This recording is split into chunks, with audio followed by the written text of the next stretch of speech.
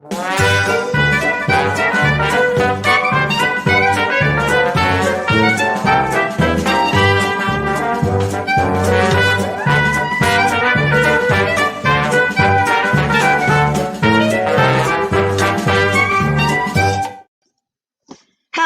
everybody. It's me, Candace, owner of Chubby and Coo's Mid-City Bookshop, coming at you live from the bookstore for tonight's author event. I am really excited. I know I'm always excited, but I'm excited today to have Ashley River Brant with us, who is a multidimensional artist and a feminine healer.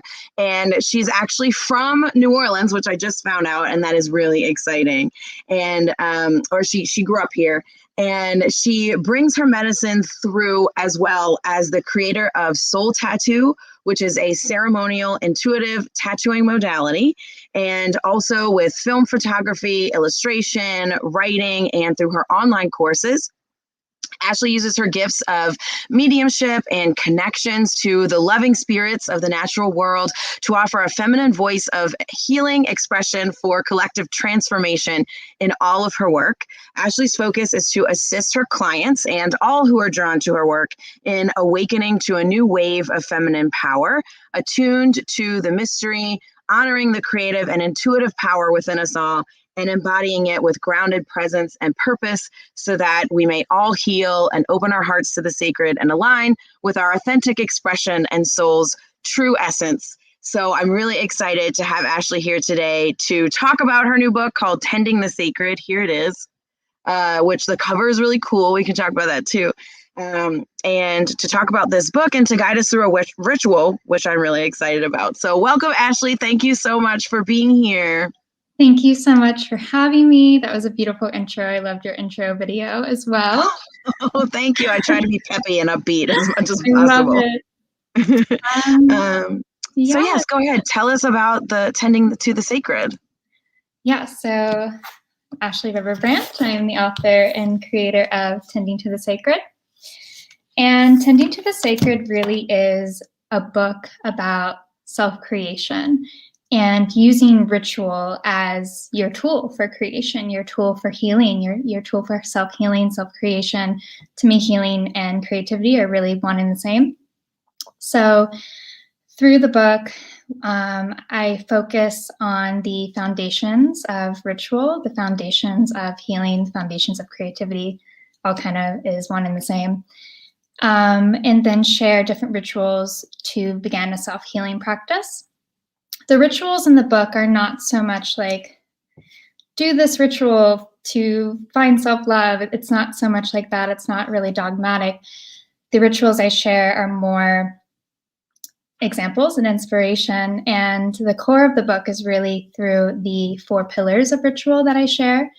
So I'm going to talk about this and we're going to do our ritual around this. But the 4 pillars are intention, space, love, and belief. So we're going to talk a little bit more about that and do a ritual using those 4 pillars. But essentially, like when you're engaging in ritual with these 4 pillars, everything becomes intentional, everything becomes a ritual, and you open space for transformation, you open space for creativity.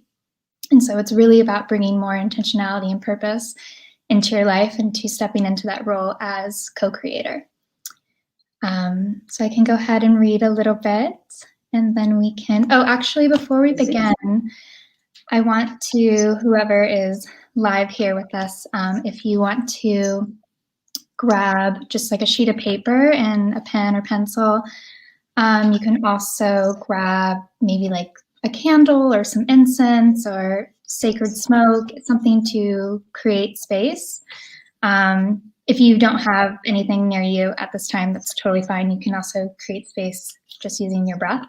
But grabbing something like that, you can grab like a cup of tea or a glass of water, pen and pencil. And before I begin, just to really get us rooted and present and prepare ourselves to engage in ritual, I just want to do a really quick grounding meditation. So if you can go ahead and close your eyes. And just begin by connecting to your breath.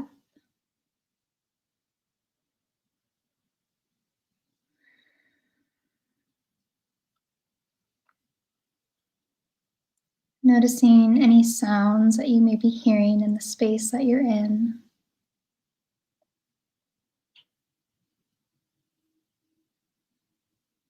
Any smells.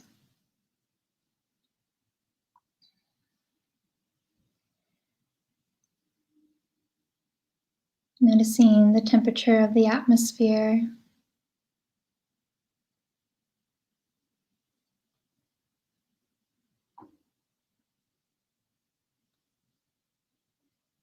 Just noticing how you feel in your body in this moment.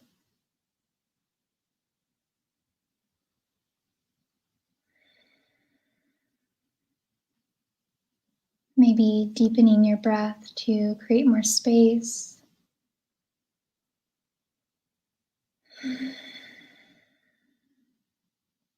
Using your breath to let go of any tension,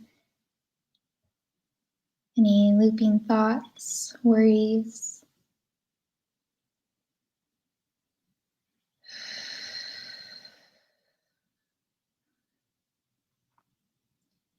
Using your breath to let go of anything that you were doing before this moment, or thinking about anything that you're going to be doing after this event.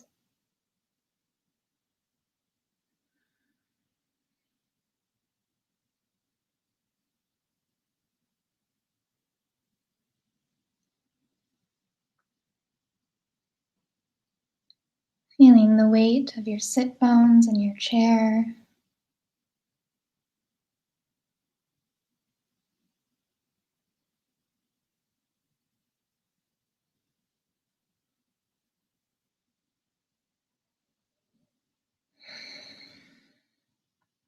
Creating space to really be present and to really be receptive.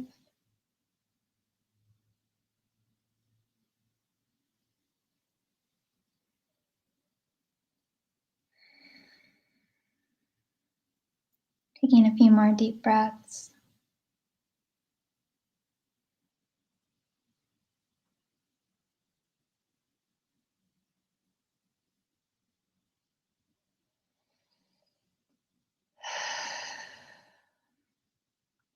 Wiggling your toes and your fingers.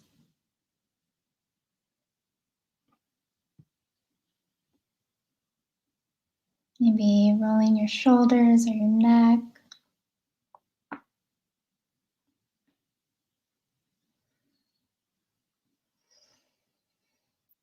And opening your eyes whenever you're ready.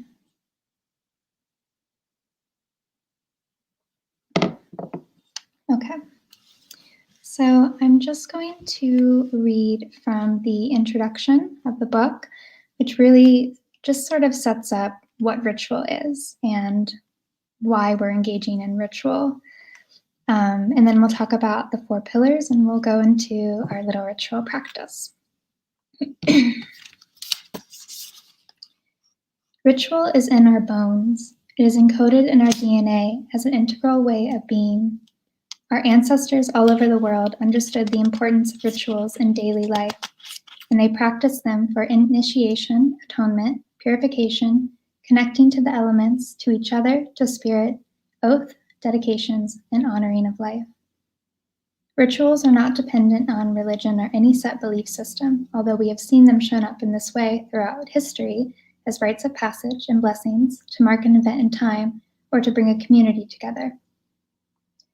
Through religion, we have also seen stigma and limitations attached to ritual work, which has created strife and division. All rituals, no matter their origin, tend to the sacred in their own way, the same truth and intention with compassion at its core. This common thread unites us all on our spiritual paths. Ritual predates any religious structure.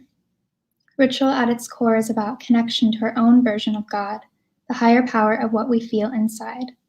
We discover faith and place the anchor of our hearts into it without needing to label it in any way. This higher power is not outside of ourselves. All life and its people and experiences are spiritual by nature in all their mystery and connection to the universal.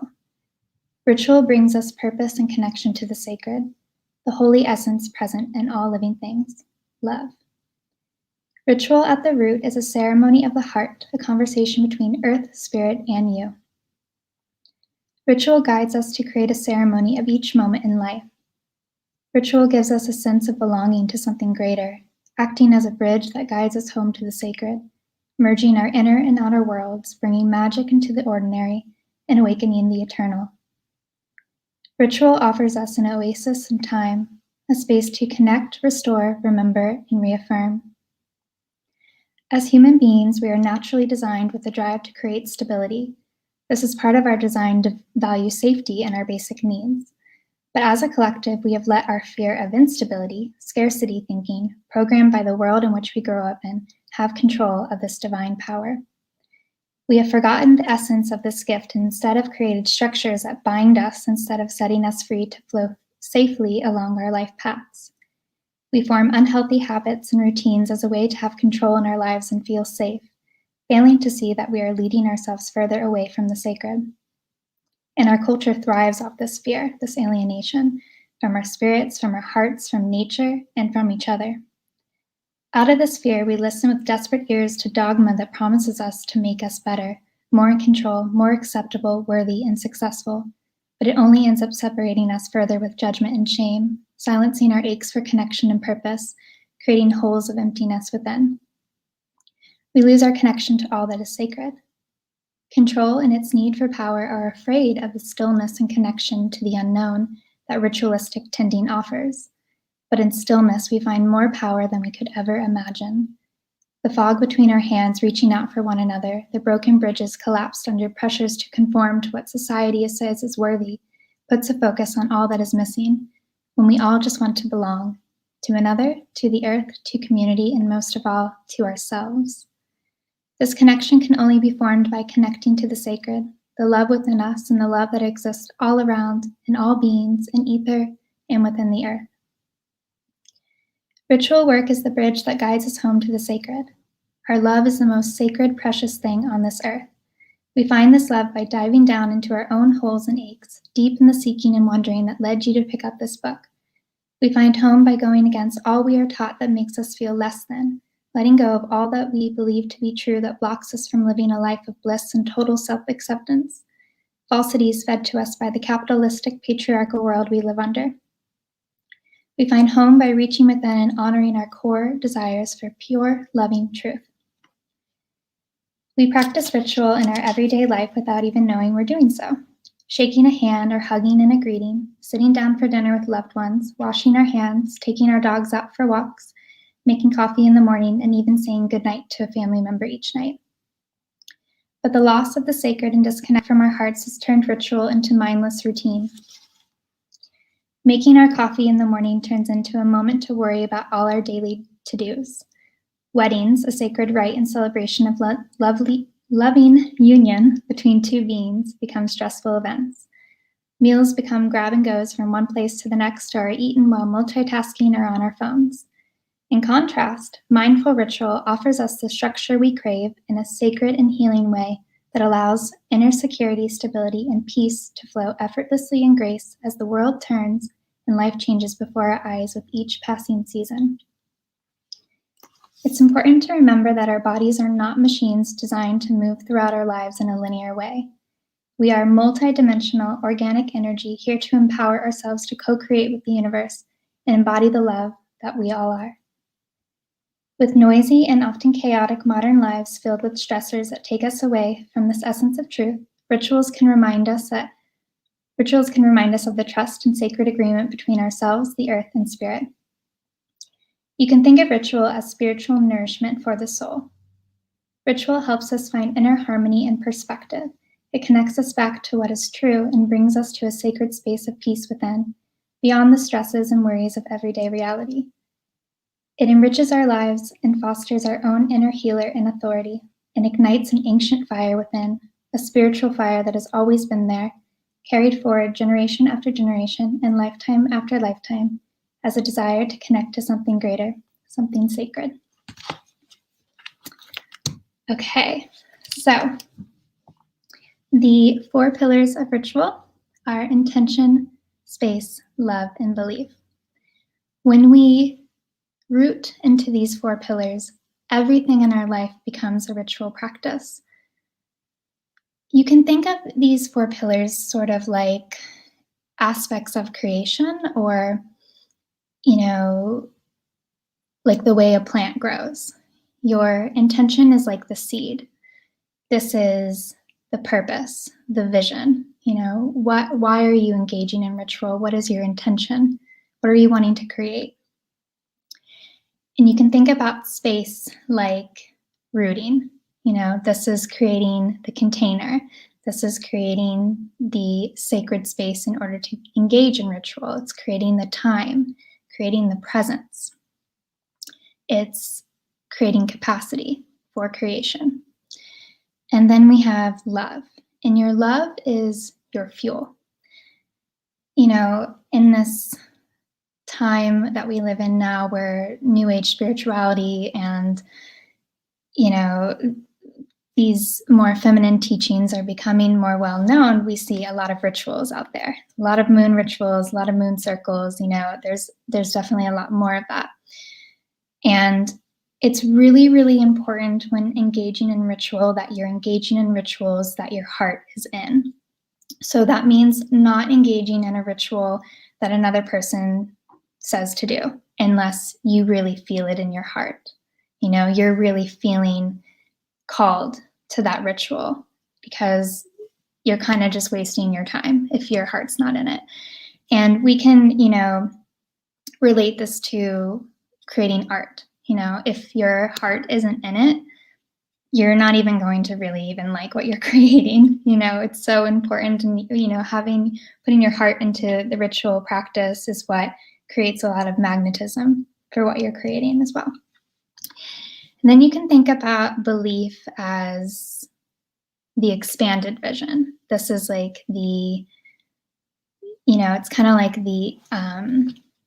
it's really trust. It's trusting that what you want to create can go from seed to blossom, and trusting that you are creative, trusting that you don't need anyone to fix you. You don't need anyone to tell you what to do. You don't need someone to validate you.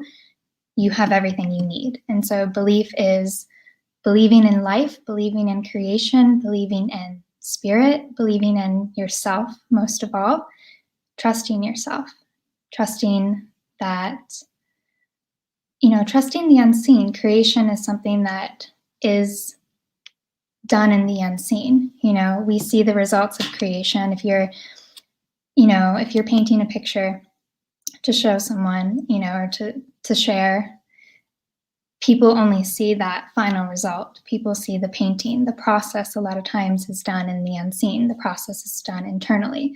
And this is what ritual really is. Ritual is done in the unseen. Ritual is not something that is going to bring us instant validation. It's not something that's going to give us instant, superficial external reward. Your ritual practice is for you in your own self-creation. So we're going to do just kind of like a short ritual practice of how you can use these 4 pillars every day or anytime you want to create change, or even like a little shift in your mood, or whatever it is you want to create. So close your eyes again and place your hands on your heart.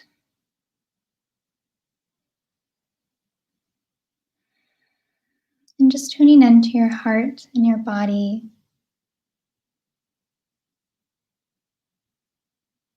Ask your heart what it would like to create in this moment.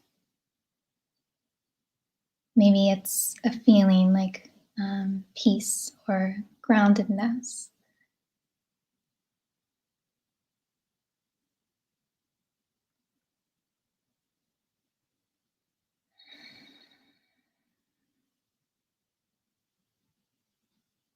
And just being receptive and holding space for whatever wants to come through, not judging it. It can be the simplest thing. I tend to do this ritual daily, and as soon as I wake up, and there might be a lot of things that come through, but always there's peace is what I want to create.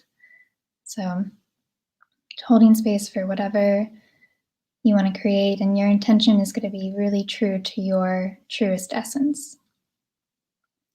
So, writing that intention down on your sheet of paper when you receive it, and take your time.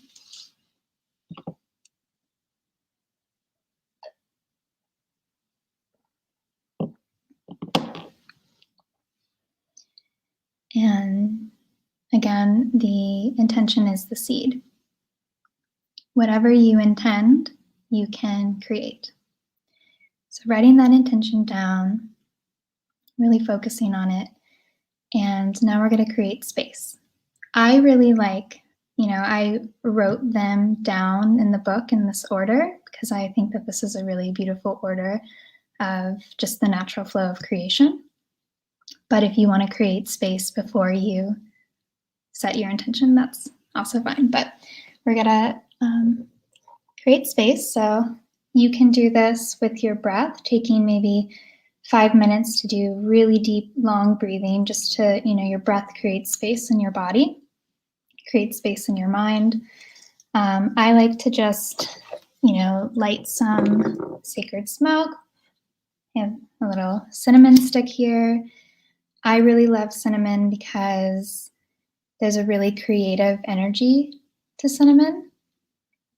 It's very warming. It's connected to the sacral chakra, which is the seat of our creativity. It's also connected to the root. So, as I said before, creating space is like rooting. So this is a way that I like to create space. You can simply light a candle.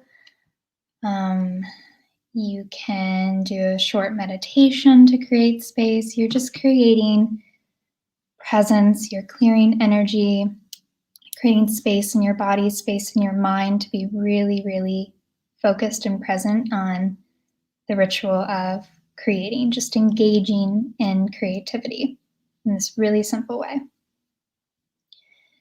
So you're creating space. Another way I like to create space is to work with plants, and I share all about using plants for grounding. I share a lot about plant spirits in the book, but I'll connect to a certain plant ally that I'm feeling called to, sitting with the plant and drinking it. And a lot of times this helps me really get even more clear on my intention. Okay, so you're creating space, and then we're going to connect to love. And so in order to be a co-creator, we need to make sure our heart is open. And a lot of times, because of trauma, because of shame, insecurities, because life is not the safest thing. Life is very intense, especially in the past few years. So it's very common for us to want to close off, for us to have a fear of receiving, a fear of being open, a fear of, letting our hearts be open. And when opening your heart to creation, there could be some emotions that are wanting to move in order to help you open. So we're just going to tune into our hearts again, placing your hands on your heart, taking a few more deep breaths.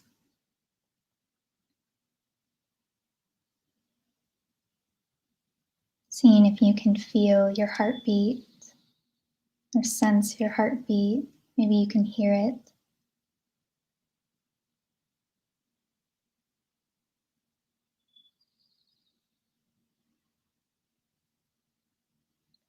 And just noticing the quality of your heart space, the quality of the energy of your heart. Maybe your heart's feeling tired or overworked. Maybe you sense some tenderness. Maybe there's numbness or tension. Maybe there's expansion and gratitude. Maybe you're feeling a lot of joy in your heart.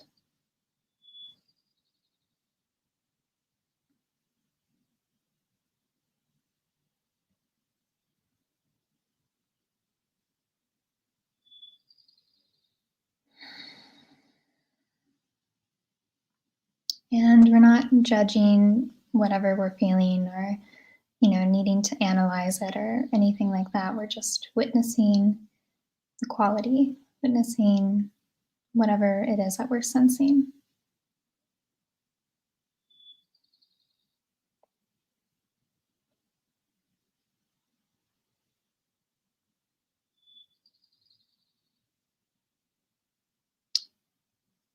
And I want you to imagine that there's a glowing light that's in your heart space.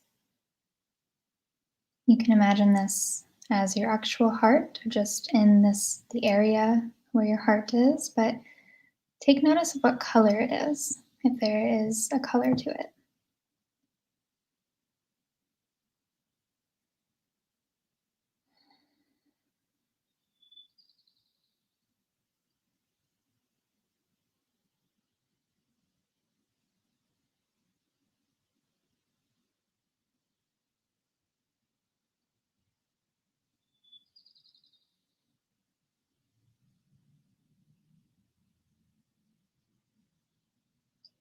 And with each breath, just imagining that this light, this colored light, is expanding, it's growing. And slowly, with each breath, it's covering more and more of your body and your energy field, coating down your neck, your shoulders, torso, down your legs into your feet,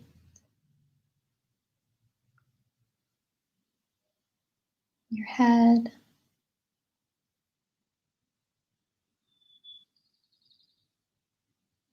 and allowing it to expand out more, however far you need it to go. Maybe it's just 3 feet away from your body, maybe it's 3 inches, maybe it's covering your whole home or the space that you're in.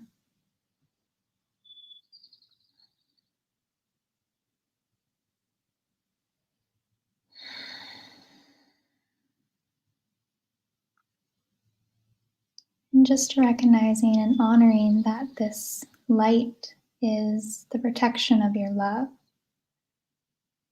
This light creates safety within your body, safety for you to be a creator, safety for you to engage in your passions and your desires and your wants.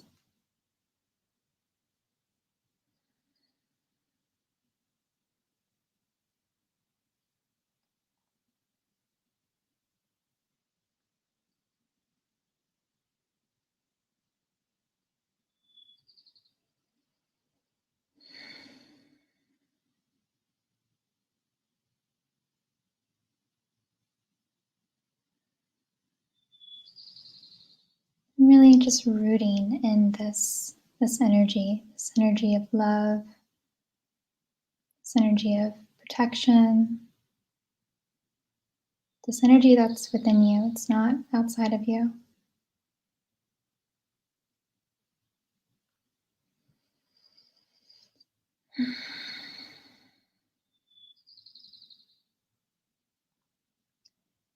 The more you connect to your heart, the frequency of your heart, the energy of your heart, the more you awaken fuel for your creation practice, for your ritual practice. And so it's important to engage with our hearts every day. You can open your eyes now. Coming back, and it's important to engage in our hearts every day, to be really present to their desires, their longings, what they want, what they need. Need is the number one. And this is going to create fuel. When we engage in ritual, it's not like, okay, we have an intention and then poof, we're there. Like creation is not instant. We can become very skilled at creation where certain it can become easy for us to shift into new energies. But it really requires us being really present with our hearts and to follow our hearts. So your intention is creating momentum already, just stating that intention, just writing it down. Creation is now begun. The seed is planted. Your job is to use love and belief to keep creation going.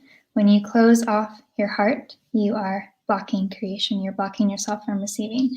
When you are afraid to trust, when you don't believe that you can create your intention, you're shutting yourself off from intention. So from creation. So we engage in a daily ritual practice to come back to what it is that we intend to create. For me, it's really important to have a daily practice where I'm connecting to my heart and I'm connecting to opening my heart, opening to trust, checking in with my nervous system. Is my nervous system wanting to shut down me from receiving?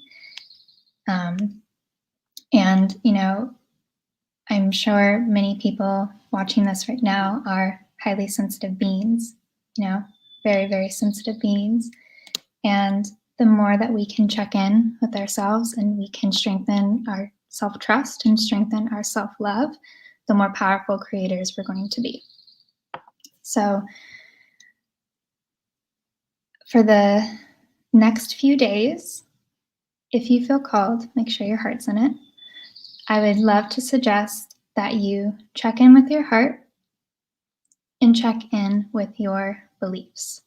So beliefs would be like, where are you feeling that you can't create what you're intending to create? Like, for example, coming back to my example of peace, am I believing that I just have too much on my plate right now to engage in peace? Or I just have too much responsibility to engage in peace? Or, where are my limiting thoughts creating a different reality from what I'm trying to intend to create? So anytime a limiting belief comes up, write it down. Just write it down. No need to do anything, but the first step is really awareness, to notice, I'm telling myself I'm so much more stressed out than I am, and I'm creating a lack of peace in my life right now, So to check in with your trust, and both trust and love, the heart is a muscle, and self-trust is also a muscle that we grow. It's intuition. We grow it the more that we do it, the more that we trust, the more that we act from our hearts. So I want you to write down, you don't have to do it right now if you need some space to really tune in and think about it, but I want you to think about a few action steps that you can take towards your intention. So coming back to my example of peace, maybe my 3 action steps would be to meditate for 20 minutes, or, take a nap, or go to bed early, or don't spend so much time on screens. Anything that disrupts your intention. So for me, anything that disrupts peace. So think about those action steps and see if you can make one a day, and start small. Maybe you have 3 action steps and you do the first one for 3 days, and then you add in the second one. Trust yourself, go at your own pace. But this is really the basics of self-creation. We can create any ritual from these 4 pillars, and it can be really simple. I think in this modern age where, yes, spirituality is becoming really big, but so is consumerism, and so is capitalism. And so we're buy all the crystals, buy all the plants, buy all the things, and you don't need anything. You can get a candle if you want. You can also use your breath, it's free. Pen and paper, very accessible. Cinnamon stick if you want, buy at your grocery store for not very expensive at all. You also don't need that. You can use your breath. You can use meditation. It can be really, really simple. but you'll find something that works for you. However, creating space feels to you. It doesn't have to be every crystal, every like new age tool, product, a million different adaptogens and plants or whatever. It can be so simple, but begin to engage in a ritual practice like this. And, we have a new moon coming up on, I think, Friday. And this is a good time, to engage in a new practice. You certainly don't have to do your rituals according to the moon. You can do your rituals according to your own internal rhythm. I think that's really, really important. But, it's Wednesday. We have a new moon coming up. It's a good time. But just to begin to engage in this, maybe you want to do like a short 5-minute version of this every day where you're just waking up, tuning into your heart. What do I want to create today? Thinking about even, what do you have to do today? Like I had this to do today. I wanted to create a grounded presence in order to show up, Maybe, if I had a lot of clients, maybe I wanted to spend a lot of time creating a really deep anchor in myself and creating really strong boundaries. Only you will know what you need. And this is why it's important to keep our hearts open and to really engage in what we're needing. And there are practices and teachings and rituals and all of that to support this very basic practice throughout the book. If you're having a hard time connecting to your heart, there's a ritual for it. If you're feeling like, you're sensing a lot of, pain or sadness or, uncomfortable emotions in your heart, there's inner child practices that you can do. The inner child lives in our heart. If you are feeling like you are having a hard time creating boundary and a sense of safety within yourself to open to love, there's a ritual for boundaries. Use the rituals in the book as a guide, and you can create your own. Use them as sort of an outline. As long as you have these 4 pillars, you can create any kind of ritual you want, any kind of things. Go out and get like a rock in nature and let that be a symbol for your creation practice. You don't need anything fancy. It can be super accessible, super easy. Okay, so that's pretty much all that I have to share. We can do a Q&A. Yeah, that was amazing. Thank you so much for walking us through that. And kind of going with what you were saying, something that that you don't really need anything. Something that I really like to do that I find really when I need to feel grounded, like you're saying, or, when I kind of need to come back to myself, is doing, I call them nature walks, but it's like my backyard or like a walk around the block in my neighborhood. And don't bring my phone, don't, like disconnect and just kind of be present with the environment around me and like pick up a rock or go in my backyard and like without any shoes on and just put my feet in the grass, like things like that really just help me connect. And it grounds me. I guess like sometimes imagine myself growing roots into the earth with my bare feet, and that's like a perfect way. So yeah, you don't really need anything. I mean, like go out and find some grass. And it's like, or a tree. I mean, I used to live in New York City, and it was like, I lived close to the park, but sometimes I would just like need to go find a tree on my block and like, put my body on the tree, put my feet on the roots, find anything. And, if you live in a big city, if you don't live connected to nature and it's like not accessible to connect to nature, like fill your home with houseplants, grow your own herbs, bring nature to you, and collect rocks that you find out. It can be really simple because our bodies are nature. So when we just attune to any element, we're immediately coming back into the nature that we are. Yeah, and that was actually a question I had for you, but you just answered it, which was if you live in like a very urban area, if you live in a downtown or whatever, like how to bring, nature and that kind of stuff in, because sometimes it does get really hard and you get so engrossed. And I guess this is my next question for you, is, what advice would you have for people who, like myself, and I'm sure a lot of other people, who are like super busy all the time and have just, just are almost constantly stressed out, like to do sort of micro rituals? I try this like throughout the day. Do you have any like suggestions for like little things that you can do that are just like 5 minutes or less, just to like ground you and bring you back to yourself in the middle of the chaos? Yeah. I mean, you definitely can do a short version of what we just did. Like where did I get away from my intention? What's my intention today? How can I create space in this moment? And maybe it's like just taking a second to connect to your breath. I share like a grounding breath practice that you can do in the book.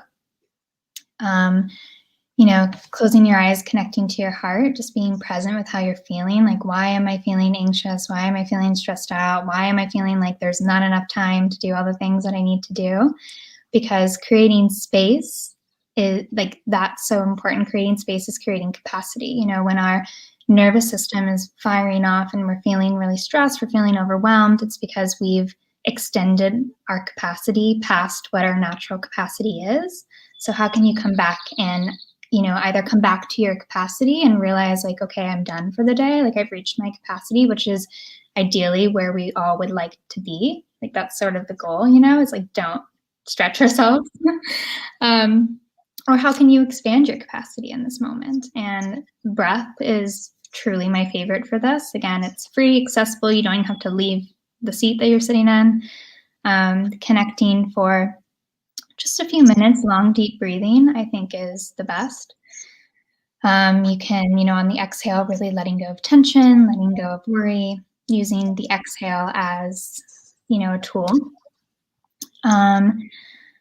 Making yourself a cup of tea, going for a walk, finding, again, like the closest patch of grass or nature and just sitting down. Or I do this a lot when I'm driving, because if I'm like on a road trip or, driving to like a different city, it's very easy to feel really ungrounded while you're like constantly in this machine going really fast.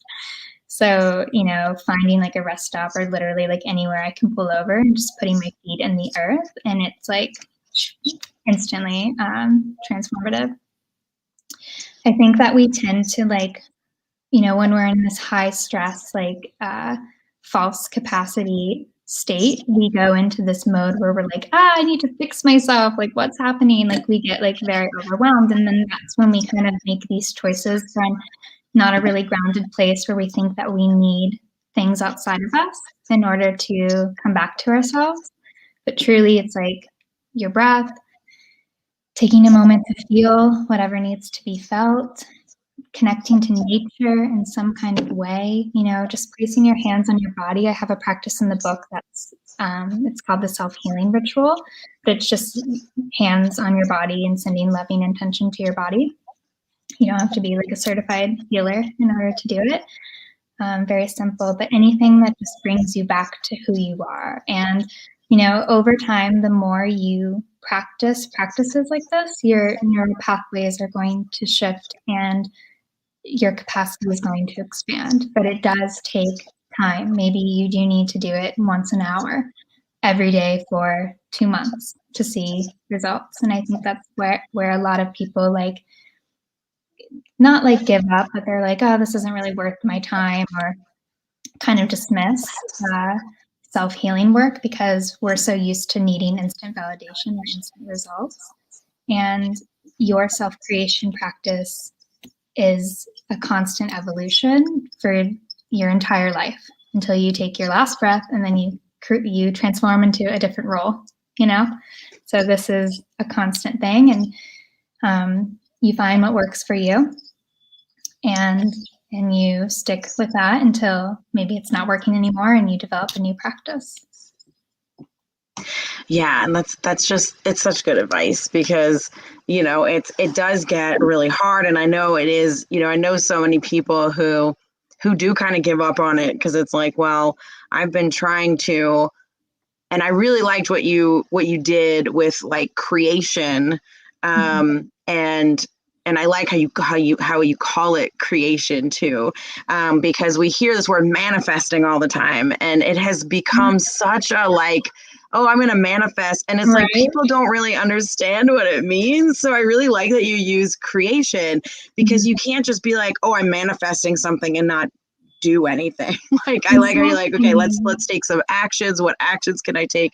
It's really important, to set the intention and really set it, and just be like, oh, I'm manifesting $1 million for myself. Like that's not that's not how it works.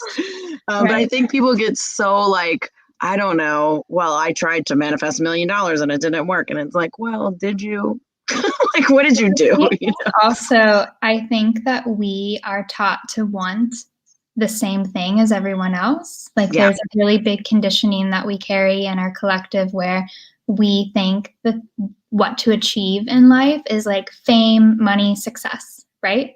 Yeah. But what if that's like not what you want? What if I mean, yes, we need money in order to like be of service or create the life that we want. But when that is our intention, we probably won't get it, because that intention is coming from condition and not coming from your soul. It's not coming from your deepest truth, your core desires. And when you create from a place of core desire, this is why it's so important to connect to love, connect to what's in your heart. When you create from that space, that's when like miracles happen. That's when you create like something you've always wanted in your life. The dream career, or, whatever it is, the partner, the love, the community, whatever it is. But it's really important to tune into like what our heart needs right now and what it wants right now, and how can we meet those needs, instead of focusing on like, I just need $1 million now. Yeah, I mean, because you're right. It's like we all want that, I mean, like want it as in like, yeah, sure, I would take $1 million too. But I laugh because my husband is so good at manifesting things, or at creating the life he wants. And I'm just amazed at the things that he's able to do just from belief, and just these pillars that you're talking about, like he has intention, he has love, he has belief, and it's like these things, he creates space for it, and it's just, it really is, it's amazing. And I've definitely have my own, I call them powers. I mean, that's not really, it's kind of what it is. It's like, oh, what are your powers? Like he's got a really good power for creation, and I have a really good power for protection. And I think it kind of goes hand in hand, a lot of the times too, and it goes to that ritual that you led us through, of like that light is the protection. And and so it's just so much of what you're saying just resonates a lot with me, and hopefully with people watching as well, because it's like, yeah, this is so true, and it does have to come from a place of of your heart and what you really truly want, and not just oh, I need a bunch of money so that I can do it, or whatever. It's like, okay, well, what do you really want to do? And then work towards, take some steps towards what you want to create, and and the path just opens up. It's what happened with me with the bookstore too. It's like I sort of manifest, I created it, right? It's like I made the space, and I was like, okay, this is what I really want to do, and it was true, and and like then the path just opened, and it was easy, and that's very validating. When that happens, it's just like, yes, then you feel that purpose. And I just hope that like everybody can find that for themselves, that that purpose, and just like look in your heart and do the things Ashley taught us today, and and you can find it, I think. So thank you, Ashley, very much for being here and for walking us through those rituals. And you can get more of this stuff if you buy the book, of course.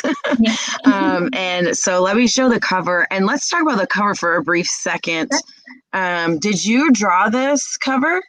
I did draw it. I drew Okay. just the line drawing. I had a wonderful designer that then put it all together with like the text and everything, and colored it. And I think it was beyond what I even imagined. I actually like never imagined that the cover of the book would be black for some reason, but it makes so much sense with the energy and the nature of the book because there is such a to ritual. It's very like the mystery and the void. And then from that, you have this blooming rose, which is the heart of creation. And I love it. But I did see in meditation, as soon as the title came through and I started writing the book, I saw this as the cover, like the rose in the hand. So yeah, it turned out. I really like it. I think it's a really great cover for what it is too. Yeah. And you know, there is a lot of like I think fear from a lot of people of that dark shadow self, and there doesn't have to be, you know, it's like it's a part of us the same as anything else. Yeah. And so I think that it's, you know, it's really cool too that the cover is black and that, you know, it's kind of like the things, you know, you integrate your whole self Yeah. into these things, and it's what makes Yeah. it powerful. And I think that's really cool. And it's what makes you bloom. Yes, exactly. Yeah. So thank you so much for being here. And of course, if y'all want to purchase the book, yeah, I always forget to do this, but you can always buy the book from us if you go to Tubby and Coos. Oh, that is the wrong link. tubbyandcoos.com, this one, and place order.